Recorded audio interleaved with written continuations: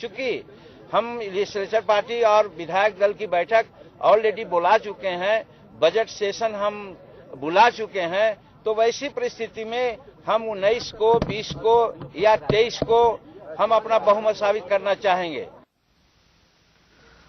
तो बिहार के इस सियासी घमासान पर और ज्यादा चर्चा करने के लिए न्यूज कोऑर्डिनेटर योगेंद्र शर्मा हमारे साथ जुड़ चुके हैं, साथ ही जुड़ चुके हैं वरिष्ठ पत्रकार ओम सैनी जी, और साथ ही बिहार झारखंड ब्यूरो चीफ भूपेंद्र दुबे भी हमारे साथ हैं। इन सभी से बिहार की स्थितियों पर चर्चा करेंगे और साथ ही सियासी घमासान के मायने भी समझेंगे। सबसे पहले रुक करेंगे न्यूज कोऑर्डिनेटर योगेंद्र शर्मा का। योगेंद्र, बिहार में ये जो सियासी घमासान मचा, एक और हैं जीतन राम मांझी, एक और है नीतीश कुमार, दोनों कभी एक दूसरे के पूरक हुआ करते थे, आज एक दूसरे के खास विरोधी बन गए हैं। माना जा रहा है कि दिल्ली में बैठे अमित शाह की रणनीति पर यह सारा खेल हो रहा है। जदयू भी लगातार इस तरीके के आरोप लगा रही है। किस तरीके से देखते हैं इस पूरे घटनाक्रम को योगेंद्र? देखिए, ये ओम सैनी साहब अभी बैठे हुए हैं मेरे साथ में। ये वक्त है जब जीतन राम मांझी पर पासा खेला गया था नीतीश कुमार ने, उस दिन भी हम यही चर्चा कर रहे थे। तब इन्होंने कहा था कि ये नीतीश अभी जो मांझी ढूंढ करके लेके आए हैं, ये उस बच्चे की तरह है कि किसी को भरोसा है कि बच्चा मेरा है और जब मैं चाहूंगा इसको काम में लूंगा। लेकिन कई बार क्या होता है कि पतासा मुंह में चला जाता है तो उसको उंगली से भी बाहर नहीं निकाल सकते। और मुझे लगता है कि मांझी साहब की वही स्थिति बनी है। नीतीश हो, चाहे जेडीयू के शरद यादव हो या राजनीति में उनके कोई समर्थक हो, वो ये कोई नहीं समझ सकते थे कि जीतन राम मांझी जब सत्ता की उस लकीर को, उस रास्ते को छू लेंगे और देख लेंगे कि सत्ता यहां से निकल करके सिंहासन तक पहुंचती है, वहां से वापस करना बहुत मुश्किल काम था। और ये क्योंकि ये वक्त की बात है, उस दिन ओम सैनी साहब ने बड़ा संदेह जाहिर किया था कि ऐसा हो सकता है। वो मैं सामने तस्वीर देख रहा हूं अभी। ये जीतन राम मांझी को जैसे ही बनाया गया था खोजबीन करके, और उनका महादलित एक वोट बैंक भी है, फिर समझ बहुत सारी चीजें आती हैं। आप जब पर्दे के पीछे रहते हो, नीचे की सीट पे बैठते हो, और जब सीट का एक पायदान ऊपर सीट पे आप बैठ करके और पूरे रास्ते की तस्वीर देखते हो, तो बहुत सारी चीज समझ में आती है। कि मैं जब बस में यात्रा कर रहा हूं और नीचे जब बैठ करके चल रहा हूं सीटों के पास में जहां गैलरी होती है उसमें, तो अभी विंडो के पास से मुझे जंगल भी दिखाई दे रहा है, डेवलपमेंट भी दिखाई दे रहा है, गरीबी भी दिखाई दे रही है। तो सारी तस्वीर आदमी देखता है तो उसको सीट पर अच्छी लगने लगती है। वही स्थिति राजनीति के समीकरण में दिखाई दे रही है। जीतन राम मांझी जैसे ही बने, वक्त निकला, सारी चीजों को समझने लगे, तो ये पहले से ही लग रहा था कि मांझी साहब को हटाना फिर आसान नहीं रहेगा नीतीश के लिए। सबसे बड़ी बात तो यही थी कि नीतीश को उस वक्त ये सभी राजनीतिक पंडितों की समझ से परे था कि उन्होंने नरेंद्र मोदी को क्लियर मेजोरिटी मिली तो उन्होंने इस्तीफा क्यों दिया, ये सबके समझ से परे थी। उन्होंने ऐसा प्रतिष्ठा से क्यों जोड़ रखा था कि नरेंद्र मोदी अगर प्रधानमंत्री बन जाएंगे या उन्हें क्लियर मेजोरिटी बन जाएगी तो मैं छोड़ दूंगा, ये कभी उन्होंने कभी जिक्र भी नहीं किया था। तो ये सबके समझ से परे था और यही वजह रही कि उन्होंने दाव खेला इन पे। और दाव खेलने के बाद में तो देखे, जैसे मैंने कहा कि मीठा पतासा है, उसको निकालना बहुत मुश्किल है, वो पिघलते पिघलते अपने आप पिघलेगा। और अब देखना होगा कि अब पतासे का तोड़ क्या निकाल करके लाते हैं। लेकिन आज के दिन में यह बात तय है कि देश में सियासी हलकों में दो ही चीजों पे नजर है, या तो दिल्ली के दंगल पे या फिर बिहार के दंगल पे। क्या वो मांझी जीत पाते हैं या फिर नीतीश जीत पाते हैं। हालांकि मांझी ने बड़े विश्वास के साथ में कहा है कि 19 तारीख तक का मुझे वक्त दिया जाना चाहिए। और एक बात और कही है, गुप्त मतदान की उन्होंने, तो उन्हें कहीं इस तरह की आशंका है कि लोग नीतीश लालू शरद से डर के मुझे शायद वोट ना दें और पीछे से वोट डाल सकते हैं। लेकिन देखिए, फिलहाल तो मैं ये कहना चाहूंगा अभिषेक कि स्थिति कितनी स्पष्ट है मांझी साहब के पक्ष में, जनता दल के लोग टूट के कितने आते हैं ये कहना तो आसान नहीं है। लेकिन फिलहाल जो पूरा जो ड्रामा चल रहा है वहां का, वो नीतीश से किसी दूसरे के रिमोट में जरूर खेल रहे हैं, ये बात तय मानिए आप इस बात को लेकर। लेकिन अब असर क्या होगा आने वाले दिनों में ही तय हो पाएगा, क्योंकि पहले कहना एक बहुत जल्दबाजी होगी, लेकिन जो नीतीश सोच नहीं पाए थे वो सब कुछ अब उन्हें देखना पड़ रहा है। एक अभिषेक, एक मेरा सवाल है ओम सैनी साहब से। ओम जी, जब मांझी साहब को इस सत्ता के सिंहासन पे बैठाया गया तब भी आपने बड़ी आशंका जाहिर की थी कि ये आगे भविष्य में क्या स्थितियां बनेंगी ये कहना मुश्किल है। लेकिन जैसे सोच के चल रहे हैं कि जब जचेगी हम वापस कर लेंगे, चुनाव के कुछ दिन पहले नीतीश को वापस मुख्यमंत्री बना करके और चीजों को मैनेज करेंगे, ताकि एक मैसेज भी जाएगा कि महादलित को भी साथ लेकर के चल रहे हैं ये लोग। अब क्या लगता है आपको कि ये नीतीश और मांझी दोनों के ही लिए आगे आने वाले जो दिनों के लिए बड़ा आसान रहेगा? देखिए, लोकसभा के चुनाव में पराजय के साथ ही नीतीश जी ने त्यागपत्र दे करके और इनको बिठाने का सिलसिला किया था और एक बड़ी आदर्श राजनीति का चेहरा दिखाया था उन्होंने। एक तरफ तो पराजय को स्वीकार करके और कहा कि मैं नेतृत्व ठीक से नहीं कर सकता, इसलिए दूसरा होना चाहिए, और फिर एक दलित को वो ताकत दी थी कि साहब वो बिहार का संचालन करेंगे और वो सरकार चलाएंगे। तो उन्हें कतई ये यकीन नहीं था कि साहब ये इस तरीके का जो पतासा वाला आप बात बोल रहे हैं, वो पतासा मुंह में डाल के निकालना बहुत मुश्किल काम होता है, वही हुआ। लेकिन दिलचस्प पहलू ये भी है कि भारतीय राजनीति में ऐसे दृश्य बहुत कम देखने को मिले हैं कि विधानसभा अध्यक्ष ने आपको स्वीकार कर लिया कि आप बहुमत के नेता हैं। मांझी के खिलाफ सारा सिलसिला बन गया।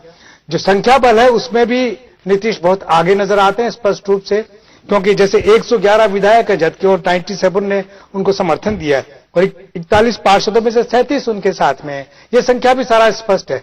लेकिन दिल्ली में जो लोग बैठे हुए हैं, जो अपनी राजनीति खेलना चाहते हैं इन मांझी के साथ में, उन्होंने जो सिलसिला स्टार्ट किया है, तो एक आरोप हमेशा रहा है कि जो राज्यपाल होता है वो लगभग केंद्र में सत्ताधारी दल का बिल्कुल उसी तरीके से आज्ञा पालन करते हैं। हालांकि संविधान में कहा गया कि ये बड़े स्वतंत्र रूप से और राष्ट्रपति के नुमाइंदे की हैसियत से राज्यों में काम करते हैं, लेकिन ऐसा हमें कहीं पर देखने को मिला नहीं। हमने राजस्थान में इसका अनुभव किया है। राजस्थान में भी इसी तरीके के संपूर्णानंद जी के वक्त में जब वो राज्यपाल थे तो हमने देखा कि राजस्थान में क्या हुआ। उसके बाद में जब अभी पिछले सालों में ही जब भैरव सिंह जी शेखावत चीफ मिनिस्टर बने थे तब भी हमने ये सब देखा, और वो का वो हाल बिहार में है। ऐसी स्थिति में लेकिन जो एक रास्ता दूसरा निकल गया वो ये कि विधानसभा अध्यक्ष ने ये स्वीकार कर लिया कि नीतीश नेता पद पर स्वीकार किए जाते हैं और बहुमत के नेता हैं। अब राज्यपाल को निर्णय करना था, तो राज्यपाल ने जिस तरीके से जो मांझी ने मांगा वक्त, वो वक्त देने का जो सिलसिला किया है, उसको देखते हुए मेरा ख्याल है कि वो शायद नीतीश जी वगैरह सारे लोग ये भी फैसला कर रहे हैं कि हम राष्ट्रपति के पास में जाएंगे, उन्हें बताएंगे कि हमारे पास में इतना संख्या बल है, इसलिए विधानसभा में फैसला नहीं होना चाहिए, आपके तहत ही फैसला होना चाहिए और तत्काल होना चाहिए। तो अपने आप में बड़ी रोचक दृश्य बना हुआ है। और ये तो तय है कि राजनीति में अब इस तरीके से विश्वास करने वाली बात रहेगी नहीं, और दिल्ली की जो अपनी सियासत है उसका इंपैक्ट सीधा सीधा देखने को मिल रहा है।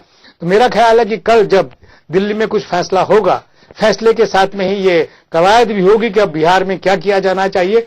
तो अमित शाह साहब की जो शतरंजी चालें हैं वो कुछ और होंगी, और उधर नीतीश जी की और मांझी जी की चालें कुछ और होंगी। लेकिन अंततः अगर आपको दूर तक जाना है और नरेंद्र मोदी साहब को अपनी प्रधानमंत्री की एक बेहतर स्थिति दिखानी है, तो मेरा ख्याल है कि वो बिहार की राजनीति में उस तरीके से नहीं उतरेंगे जिस तरह की गलती उन्होंने दिल्ली में कर ली, और वो छोड़ देंगे कि राज्यपाल स्वयं फैसला करे और राज्यपाल ठीक से फैसला करे, ऐसी उनकी अपेक्षा होगी, जो देखने को अभी वक्त लगेगा। इसमें तत्काल हम कुछ कह नहीं सकते। बिल्कुल ठीक बात है जी। अभिषेक, आप बने रहे हमारे साथ। भूपेंद्र दुबे भी हमारे साथ जुड़े हुए। भूपेंद्र, मांझी ने एक संवैधानिक प्रश्न भी उठाया। उन्होंने कहा कि इन्हें नेता तो चुन लिया गया है विधायक दल का, लेकिन संवैधानिक सवाल यह है कि जो नेता चुना जाता है वो विधायक होना चाहिए, उस सदन का सदस्य होना चाहिए। तो कहां तक, अगर संवैधानिक रूप से अगर इसकी बात करें, तो कहां तक आप सहमत हैं कि नीतीश कुमार का नेता चुना जाना सही है, और नीतीश कुमार के लिए आगे मुख्यमंत्री बनने की राह जो है वो आसान है या कठिन है? क्या समझ रहे हैं भूपेंद्र, क्या इसको कैसे देखते हैं?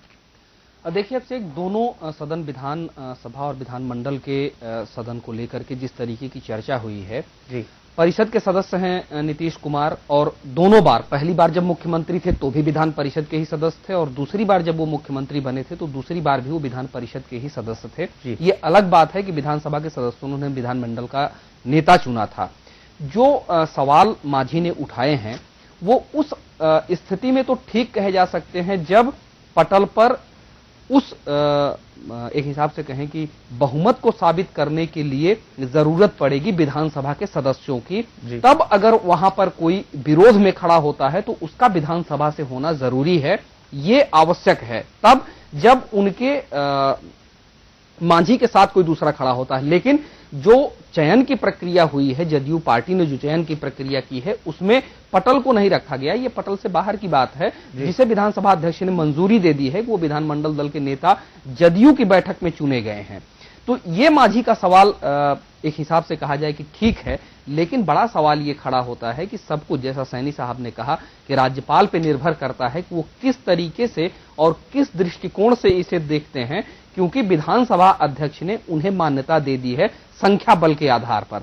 लेकिन राज्यपाल के सामने जो निवेदन किया है मांझी ने, अगर उस चीज को बहुमत साबित करने के दायरे में लाया जाता है कि नहीं, जीतन राम मांझी अपना बहुमत साबित करेंगे, तो वैसे में नीतीश कहीं से भी उस सदन के सदस्य हैं नहीं, इसलिए उनकी मान्यता उसमें नहीं रहेगी। मान्यता सिर्फ इतनी रहेगी कि अगर इनका संख्या बल पूरा होता है और मांझी को समर्थन मिल जाता है तो मांझी मुख्यमंत्री बने रह सकते हैं।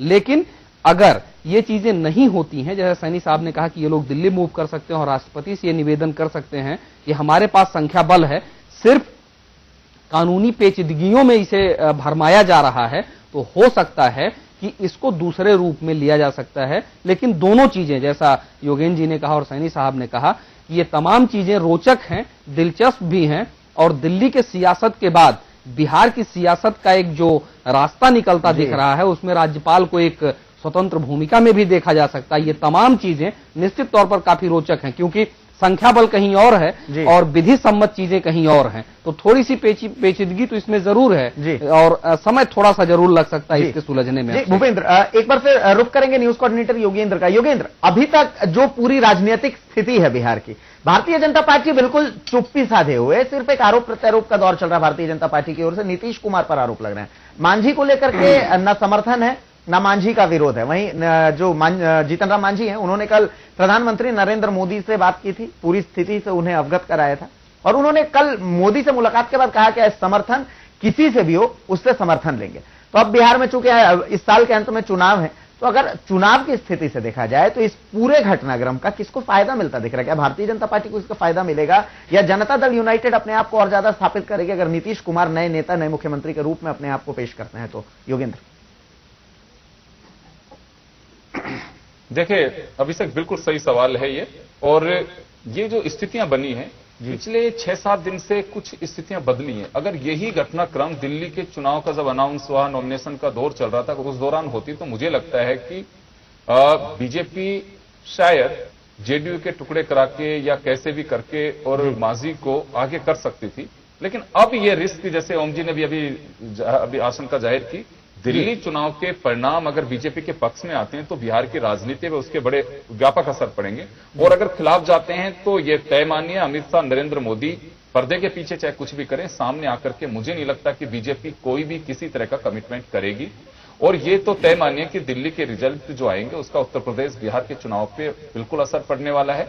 और ये पीछे हटने का एक जो सबसे बड़ा कारण है और जो नहीं बताना, वो यही कारण है। और मांझी को दोनों ही बातों के अंदर हिलोरे दिए जा रहे हैं। अभी जो उनकी वोट है वो अभी हिलोरे खा रही है। उसकी वजह है कि बीजेपी अभी क्लियर करेगी अपनी पोजीशन, दिल्ली के जो परिणाम आएंगे उसके बाद में बहुत कुछ डिपेंड करेगा देश की सियासत के लिए। कल के जो परिणाम आएंगे अभिषेक, वो यही बिहार की राजनीति पे भी असर डालेगा। अगर मेजोरिटी आती है बीजेपी की, तो आप ये तय मानिए कि दिल्ली की सल्तनत चाहे छोटी हो, यहां का असर बिहार में पूरी रिस्क बीजेपी उठा सकती है। अगर परिणाम कुछ अलग आते हैं, आम आदमी पार्टी के पक्ष में जाते दिखाई दे रहा है, अगर वो होता है तो ये निश्चित रूप से मानिए कि कुछ दिन तक इसे लिंगर ऑन किया जा सकता है, या फिर बीजेपी वहां लोकल जो लीडर्स हैं उन पर भी छोड़ सकते हैं। सीधा अमित शाह और नरेंद्र मोदी फ्रंट में अब नहीं आएंगे। अगर ऐसा होता है तो ये आप मानिए कि बीजेपी अभी अपने पत्ते खोल पाएगी कल के परिणाम के बाद में। इसका निश्चित रूप से असर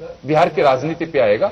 और क्योंकि अगर जैसे किरण बेदी वाला पासा अगर उल्टा पड़ता है तो मुझे नहीं लगता है कि अब नरेंद्र मोदी और इतनी जल्दी रिस्क उठाएंगे। हालांकि ये कोशिश बीजेपी कर सकती थी कि रामविलास पासवान, क्योंकि रंग बहुत जल्दी बदलते हैं, अगर वो उन्हें बैलेंस करने के लिए कोई महादलित चाहिए तो मांझी अब उनके पास में एक उसका तोड़ आ सकता था। लेकिन फिलहाल ये कहना बहुत जल्दबाजी होगा कि मांझी बीजेपी में जा सकते हैं, या फिर जनरली ये भी होता है कि सत्ता किसी भी राजनीतिक दल में आप विस्फोट कराइए, फिर मौका आने पर उसको बुलाने की कोशिश कीजिए। ये कोई पहली बार नहीं हो रहा भारत में, ये पहले भी हो चुका है। कई बार कांग्रेस ने साथ दिया और उसी दल के टुकड़े करा करके वापस दूसरे दल का समर्थन कर दिया। जिस तरह की स्थितियां बनी हुई हैं, जिसके चंद्रशेखर साहब भी देश में प्रधानमंत्री बने, तो वो स्थिति भी बीजेपी भी कर सकती थी।